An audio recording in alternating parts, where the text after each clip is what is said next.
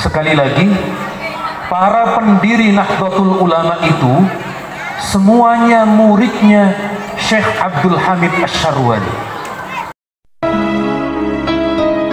لا معاذ يرعبني ظلم يهددني لا شيء أخسره لا مهما يطول الدرب.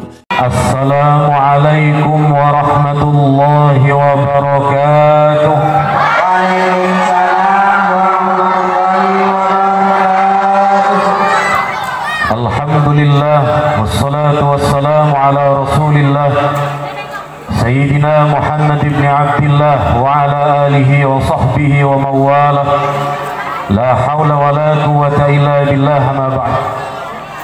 Hadratul kurama wal fadil yang sangat saya muliakan, para habaib, para ulama, para masyayikh, para kiai, para ustaz, para jemaah, wabil khusus yang sangat saya muliakan keluarga besar Kesultanan Al-Qadri, juga keluarga besar dzurriyyah dari Syekh Asy-Syarwani. Ada di antaranya adalah Syekh Utsman dan juga Syekh Faisal. Semoga beliau berdua oleh Allah dan juga Ustaz Syekh yang masih muda, yakni Syekh Khairuddin Fahri, oleh Allah dikembalikan cahaya keilmuan baik dari Syekh Abdul Hamid maupun Syekh Mahmud Asy-Syarwani. Amin Allahumma amin. Yang sangat saya muliakan juga para kiai, para ustaz, takmir masjid, ketua Haji Soleh dan juga seluruh pengurus. Ada rombongan dari kami yaitu Hisaniyah Himpunan Santri Kiai Yahya Syabrawi dari Malang. Kemudian juga para ustadz, para bapak ibu semua yang mohon maaf tidak bisa saya sebut satu persatu karena waktunya sudah begitu malam.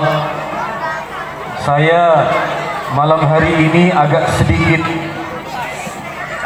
sedikit grogi, agak sedikit kurang terbiasa karena tadi bagi syekh kita maupun juga MC kita semuanya berpantun.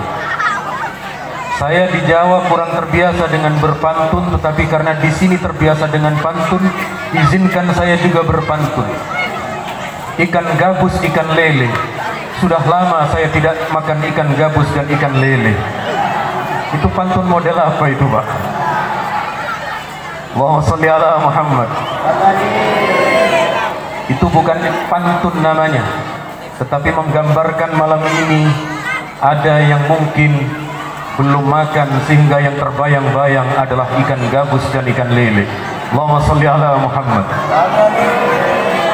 Ini mengawali sebelum kita berbicara tentang para ulama-ulama besar kita salawatan terlebih dahulu. Salatullah salamullah ala Taha. Salatullah salamullah Ala Yasin Habibina. Tawassalna bi bismillah wa bil hadi wa kulli mujahidin lillah bi ahlil bad. Salatullah salamullah Ala Rasulillah. Salatullah salamullah Ala Yasin Habibina. Allahumma sholli ala Muhammad. Sebelum kita menyampaikan sosok ulama besar dan Nabi besar Muhammad sallallahu alaihi wasallam, izinkan dulu saya menyampaikan Nabi di dalam hadis riwayat Bukhari Muslim menyebut 4 keturunan mulia: Al-Karim, Ibnul Karim, Ibnul Karim, Ibnul Karim. Ada orang mulia, putranya orang mulia, putranya orang mulia, putranya orang mulia. Siapa itu? Yusuf ibnu Yakub ibni Ishak ibni Ibrahim. Terkadang Allah menjadikan keturunan itu secara beruntut sebagai nabi-nabi yang mulia. Nabi Yusuf putranya Nabi Yakub, putranya Nabi Ishak, putranya Nabi Ibrahim alaihi wassalatu wassalam. Tetapi terkadang Allah menjadikan sebuah keturunan itu tidak serta-merta disebutkan secara beruntut. Hal ini terdapat di dalam sebuah ayat di dalam surat Al-Kahfi. Surat apa, Pak? Sering baca Al-Kahfi apa enggak? Di dalam surat Al-Kahfi Allah mengisahkan, wa ammal jidaru fakana li ghulamaini yatimaini fil Madinah wa kana tahtahu kanzul lahuma wa kana abuhuma salihah. Ayat ini mengisahkan tentang Nabi Khidir dan juga Nabi Musa.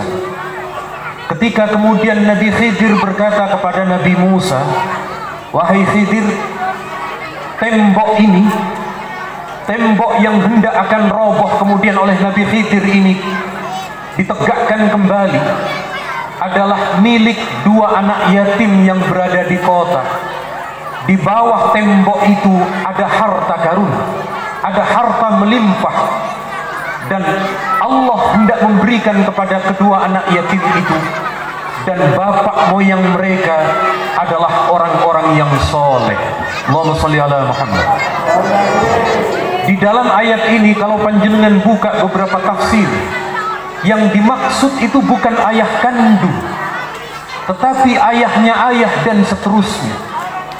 Maka ketika ada seorang sosok yang soleh luar biasa berilmu, lalu memiliki putra terus, Allah sebenarnya menjaga kesolehan itu, dan pada akhirnya oleh Allah akan dibuka pula kesolehan itu kepada anak cucunya. Allahumma sholli ala Muhammad. Ini hanya gambaran kecil pertemuan kita malam hari ini. Ada seorang ulama besar bernama Syekh Abdul Hamid. Beliau dari Syarwani dari Dagestan. Dagestan itu wilayah Rusia. Pernah ke Rusia, Bu? Rusia ini selatannya Entikong, tapi terus. Allahumma sholli ala Muhammad. Tidak tahu sampai mana terusnya itu. Di sana ada seorang ulama besar bernama Syekh Abdul Hamid ini. Beliau bermadzhab Syafi'i. Tadi sudah dijelaskan. Lalu saya punya teman bernama Dr. Aiman Al-Aqidi. Beliau salah satu anggota mufti di negeri Malaysia, yakni di Kuala Lumpur. Beliau itu kuliah di Al-Azhar Mesir. Kemudian beliau bertemu dengan seorang mahasiswa dari Dagestan. Kata beliau kepada kawannya, ya akhi, dari mana engkau? Saya dari Dagestan. Apa mazhabmu? Saya Syafi'i. Bagaimana mungkin engkau Syafi'i sementara di Dagestan itu mayoritas Hanafi? Beliau menjawab, ana min dzurriyyati Syekh Abdul Hamid Asy-Syarwani Ad-Dagestani. Beliau ini yang sampai hari ini berada di Dagestan adalah keturunan dari Syekh, senasab dengan Syekh Abdul Hamid Asy-Syarwani. Saya doakan semoga beliau Syekh Utsman dan Syekh Faisal oleh Allah dipermudah untuk datang ke Dagestan dan menjumpai kerabat-kerabat beliau di sana, yang memang darahnya ini memiliki darah keturunan orang-orang ulama yang luar biasa. Allahumma sholli ala Muhammad. Syekh ini mengarang sebuah kitab, tadi sudah disebutkan namanya Hawasyid Tuffah, 13 juz. Kami di Jawa belum ada ulama yang berani membaca kitab itu dibaca setiap hari. Yang kami temukan satu-satunya sebuah dayah atau pesantren di Aceh, Dayah Mudi namanya. Beliau membaca kitab Tuhfah bersama Syarwani itu. Kata beliau tadi panjangnya 1 meter itu, baru khatam selama 18 tahun. Allahumma sholli ala Muhammad. Anda baca Fathul Qorib 1 tahun selesai. Anda ngaji Fathul Mu'in 2 tahun selesai. Anda kalau ngaji kitab Tuhfah bersama Syarwani ini, Hasyiah Syarwani ini 8 tahun Bu, 18 tahun Bu. Mungkin kalau saya baca hari ini, begitu khatam, insya Allah juga umurnya sekaligus khatam juga. Allahumma sholli ala Muhammad. Saya doakan yang hadir ini sehat walafiat, panjang umur semua. Kalau doa panjang umur, aminnya kencang semua Bu. Kenapa? Karena memang diantara kita tidak ada yang berani masuk duluan. Kita ini cita-citanya kalau ke surga cepetan, tapi kalau ke kubur belakangan. Kita bertemu dengan bidadari daftar pertama, ketemu mungkar nakir belakangan. Saya tanya Pak, Anda kalau urusan ke liang lahat pingin cepetan atau belakangan Pak? Kalau belakangan, yang lain pada mati, tinggal Anda sendirian. Nanti mandi sendiri, kafanan juga kafanan sendiri, berangkat ke makam juga. Enak cepetan apa belakangan? Kok tidak ada yang jawab? Mari selawatan lagi. Ilahi salimil ummah minal afat wa min hammi wa min humma bi ahlil badri ya Allah salatullah ala taha rasulillah salatullah ala yasin Allahumma sholli ala Muhammad. Saya sedikit bercerita. Sebenarnya tadi sudah disampaikan bagiannya. Kiai kami namanya Kiai As'ad Syamsul Arifin. Kiai As'ad itu di Jawa Timur, di Situbondo. Beliau murid dari Syekhona Khalil Bangkalan. Syekhona Khalil Bangkalan muridnya Syekh Abdul Hamid Asy-Syarwani. Sekali lagi, para pendiri Nahdlatul Ulama itu semuanya muridnya Syekh Abdul Hamid Asy-Syarwani. Allahumma sholli ala Muhammad. Beliau Kiai As'ad ini, Kiai As'ad itu saksi sejarah berdirinya Nahdlatul Ulama. Beliaulah yang diperintah oleh Syekhona Khalil mengantar tasbih kepada Mbah Hashim, kakeknya Gus Dur. Sebelum kejadian itu, Kiai As'ad bercerita.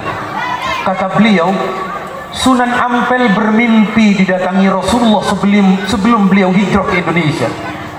Apa mimpi yang dialami oleh Mbah Sunan Ampel Raden Rahmat ini? Raden Rahmat bermimpi begini. Wahai Rahmat, kamu bawa ajaran ahli sunnah ini ke Indonesia. Sebab ajaran ahli sunnah wal jamaah ini akan hilang di negeri aslinya, yakni Madinah dan Mekah. Kamu bawa ke negeri Indonesia. Maka Sunan Ampel bersama dengan wali-wali yang lain tidak main-main beliau menjalankan misi dakwah ini untuk kemudian membawa ajaran ahli sunnah datang ke Indonesia. Allahumma sholli ala Muhammad. Tadi beliau betul sampaikan, ketika Syekh Mahmud berada di Mekah, keadaan di sana sudah berubah. Ketika pemahaman yang dibawa oleh Syekh Muhammad bin Abdul Wahab, mereka mengakunya Salafi, tetapi kelompok yang lain menyebutnya Wahabi. Maka kemudian ajaran-ajaran ahli sunnah ini dihilangkan semua. Tahlilan tidak diperbolehkan, Barzanji Maulid Nabi dimusnahkan, amalan-amalan membaca Al-Quran dihilangkan, termasuk makam-makam itu digusur rata semua. Kami banyak menerima riwayat bahwa Syekh Abdul Hamid, kakek daripada Syekhah Jamilah, kalau panjenengan datang ke makam Batu Layang, di depan makam Syekh, di depan makamnya Sayyid Abdurrahman Al-Qadri Sultan Pontianak, itu ada makamnya Sultan Abdul Hamid II Al-Qadri yang ada foto beliau bersama dengan lambang Garuda. Di dekatnya itu ada makamnya Syekh Jamil. Ini cucunya ulama besar yang dinikah, yang sekaligus juga menjadi bagian dari Kesultanan Al-Qadri. Makamnya Syekh atau Syekh Abdul Hamid Asyarwani ini berada di sekitar area makamnya Sayyidah Khadijah. Satu area juga dengan makamnya Kiai Maimun Zubair. Satu area itu. Cuma saya yakin kami murid-muridnya Syekh Maimun, Kiai Maimun Zubair kalau datang ke sana, mana tidak ada itu. Tidak ada batu nisannya, tidak ada tulisannya. Demikian halnya dengan makamnya Syekh Abdul Hamid. Kenapa? Di sana Tuan, di sana Bapak, makam-makam itu digusur, makam-makam itu dirobohkan karena dianggap potensi menjadi kesyirikan. Ini berbeda dengan wilayah kami di Surabaya. Di Surabaya itu yang digusur toko-toko oleh Satpol PP. Allahumma shalli ala Muhammad. Kalau yang di sana yang digusur makam-makam. Suatu ketika di Surabaya itu ketika ada penggusuran toko, ada saudara kita dari Madura yang bertanya kepada Satpol PP, "Bapak Satpol PP, kenapa warung dan toko saya digusur?" Satpol PP menjawab, "Anda melanggar perda. Tidak boleh jualan di pinggir jalan." Saudara kami dari Madura menjawab, "Pak, kami yang sudah betul jualan di pinggir jalan. Kalau kami jualan di tengah jalan, ketabrak mobil kami." Allahumma shalli ala Muhammad. Tapi sekali lagi Pak, alhamdulillah, hampir setiap saya ziarah ke makamnya Sayyid Abdurrahman Al-Qadri adalah saudara-saudara dari Jawa, dari Madura dan lain sebagainya. Mereka-mereka lah yang meramaikan ziarah kubur dan seterusnya. Sekali lagi Pak, makam yang di sana, petilasan-petilasan itu dibongkar Pak. Kalau Anda ke Madinah, sudah pernah ke Madinah apa belum? Saya doakan yang hadir oleh Allah dimudahkan perjalanan haji dan umrohnya. Doakan yang berangkat dulu adalah saya. Amin Allahumma. Kok kayak enggak ikhlas ini amin yang kedua ya? Sekarang masih mahal Pak, tapi nanti setelah ini insya Allah akan normal kembali. Di Madinah itu Pak, di Ma'la maupun di Baqi, makam-makam sahabat dihancurkan, diratakan Pak. Suatu ketika makam Rasulullah yang akan dibongkar, yang akan dikeluarkan dari Masjid Nabawi. Saat itu Pak, ketika mereka sudah berhasil membongkar makam para sahabat, lalu makam Nabi mau dikeluarkan dari area Masjid Nabawi, ada satu sosok namanya Kiai Wahab Hasbullah Pak. Beliau ini datang ke Madinah, datang ke Arab Saudi, menjumpai Raja Arab saat itu. Apa permintaan beliau? Beliau meminta kepada raja, tolong jangan dibongkar makamnya Rasulullah, tolong jangan dihilangkan makamnya Rasulullah dari area Masjidil Haram. Sampai sekarang Pak, alhamdulillah makam Nabi masih tetap berada di area Masjid Nabawi. Siapa Kiai Wahab itu?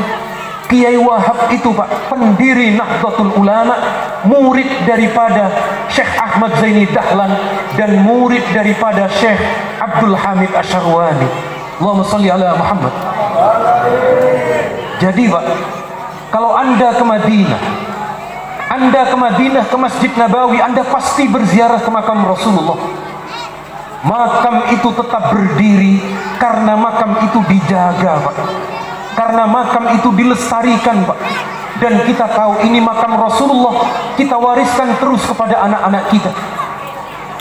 Anda tahu kalau itu makamnya Sultan Abdurrahman, karena sudah dijaga, diwariskan terus menerus. Anda tahu makamnya Kiai Fathul Bari di Peniran, karena dijaga terus menerus. Kemudian Pak, ada satu ulama Pak, satu ulama ini bernama Syekh Mahmud, putra daripada Syekh Abdul Hamid ini Pak. Allahumma sholli ala Muhammad. Baru kali ini saya akan menyebut beliau tetapi merinding semua ini. Diteruskan apa enggak ini, Pak?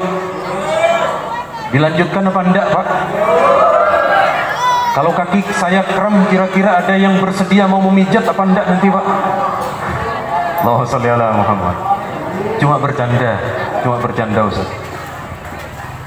Sampai mana tadi ini, Pak? Kok agak lupa? Salawatan lagi. Tawassalna bi bismillah wa bil hadi wa kulli mujahidin lillah bi ahlil bab. Salatullah salamullah ala taha salatullah salamullah ala yasin Allahumma sholli ala Muhammad. Biasanya pengajiannya sampai jam berapa, Pak? Jam 1. Kok tega betul, Bang? Allahumma sholli ala Muhammad. Jangan terlalu tega, ya mungkin 10 menit lagi lah. Beliau ini adalah ulama yang mewarisi ayah beliau, yakni Syekh Mahmud, ayah daripada Syekhah Jamilah. Beliau datang ke Pontianak. Saat itu tidak hanya beliau yang datang, ada lagi diantaranya adalah Syekh Soleh Abdullah Az-Zawawi. Beliau mufti terakhir Syafi'iyah. Setelah itu tidak ada lagi. Kok semakin merinding ini? Beliau Syekh Soleh Abdullah Az-Zawawi ini datang ke Pontianak ini, Pak, dalam rangka tahlil 100 harinya Sultan Yusuf tadi yang disebutkan. Jadi Pontianak ini, Pak, Pontianak di mana panjenengan hari ini hidup, dan saya alhamdulillah bisa bersilaturahim dan berjumpa dengan beliau, adalah sebuah kota yang didatangi, yang kemudian menjadi jujukan ulama-ulama besar saat itu, Pak. Karena ulama besar saat itu mau ke Turki, sedang ada Mustafa Kemal Atatürk, Pak. Sehingga bukan kota ideal Turki untuk didatangi. Kemudian ulama-ulama besar dari Mekah ini, Pak, mau ke Mesir, ada gerakan pembaharuan oleh Syekh Muhammad Abduh, Syekh Rashid Ridho dan lain sebagainya. Beliau tidak jadi ke sana. Kemana, Pak? Pilihannya satu-satunya tempat yang terbaik, apalagi didengar ada kesultanan yang kemudian dibawa oleh para habaib dzurriyyah Rasulullah, tidak lain dan tidak bukan adalah kota Pontianak, Pak. Allahumma sholli ala Muhammad.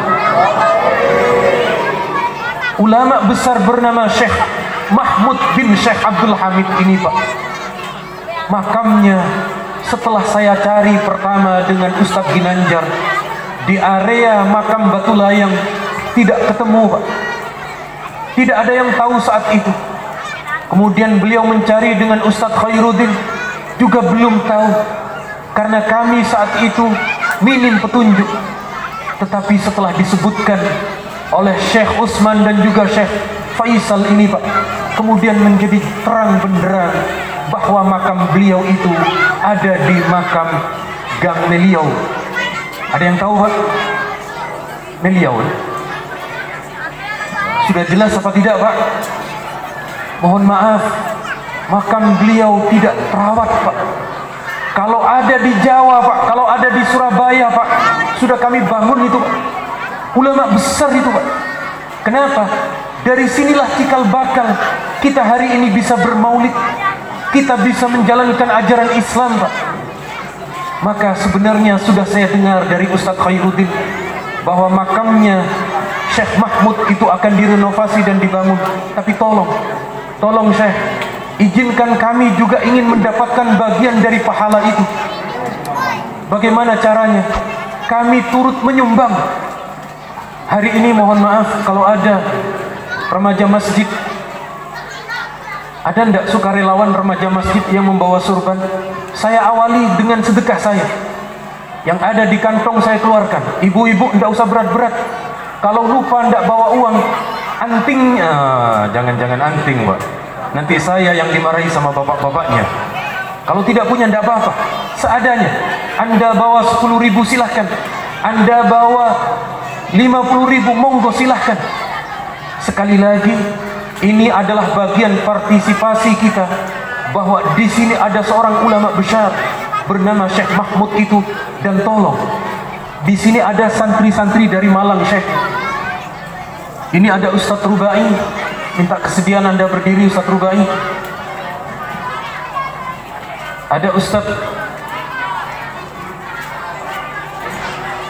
Warisi, beliau ini ketua Persatuan Alumni Santri Malang.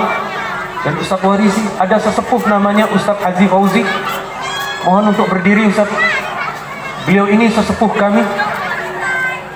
Ada lagi namanya Haji Satra, beliau yang tukang, beliau yang bagian menyemangatkan. Tolong berdiri. Loh, ini sudah berdiri apa masih duduk ini? Dan masih banyak lagi. Nanti saya minta betul, karena para santri yang pernah mondok di Jawa sudah terbiasa ziarah ke makamnya para ulama, ke makamnya Sunan Ampel, ke makamnya para syekh pendiri Nahdlatul Ulama, ada Syekhona Khalil, ada Kiai Hashim Asy'ari dan Gus Dur, dan juga makam-makam yang lain. Tolong kalau ada pertemuan-pertemuan di malam Jumat, kemudian juga dikunjungi makamnya Syekh Mahmud ini. Dan insya Allah, karena saya kebiasaan datang ke Pontianak bersama dengan Abah dulu sejak 91, saya tidak pernah absen untuk datang ke makam Batu Layang. Insya Allah mulai tahun ini dan seterusnya, kami juga akan senantiasa berziarah ke makamnya Syekh Mahmud Asy'arwani ini. Baik, ini nanti tolong diserahkan kepada Ustadz Khairuddin ataupun Syekh. Kita awali. Saya tidak tahu ada berapa ini di kantong saya. Yang penting insya Allah ada gambarnya Pak Karno, ada juga gambarnya Bapak siapa namanya? Tidak ada Pak. Patimura yang pegang golok tidak ada. Tidak tahu ada berapa di sini. Saya sedekahkan semua. Semoga menjadi jariah kita bahwa ajaran ahli sunnah wal jamaah ada di kota ini. Salatullah salamullah ala Taha. Salatullah salamullah ala Yasin. Wassalna bismillah wa bil hadi